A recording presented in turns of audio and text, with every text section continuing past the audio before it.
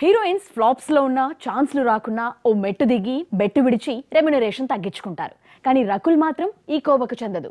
ఎక్కడ తగ్గాలో ఎక్కడ నెగ్గాలో తెలియక ఎక్కువ పారితోషికం డిమాండ్ చేసి ఛాన్స్లను మిస్ చేసుకుంటుంది.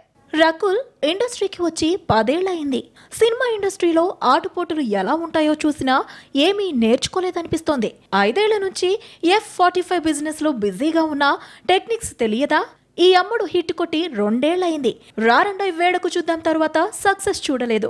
కెరీర్ కష్టాల్లో ఉన్న రెమ్యునరేషన్ విషయంలో ఏమాత్రం తగ్గడం లేదు. స్పైడర్ డిజాస్టర్ తర్వాత రకుల్ ప్రీత్ సింగ్ తెలుగులో హీరోయిన్ ఛాన్స్ దక్కలేదు. కథానాయకుడిలో శ్రీదేవిగా గెస్ట్ రోల్లో మాత్రమే కనిపించింది. వెంకీ మామ సినిమాలో చైతు పక్కన రకుల్ పేరు వినిపించింది. రాక వచ్చిన ఛాన్స్ ఉపయోగించుకోకుండా 1.5 కోటి రెమ్యునరేషన్ డిమాండ్ చేయడంతో ఈ అమ్మడును పక్కకు నెట్టేశారట.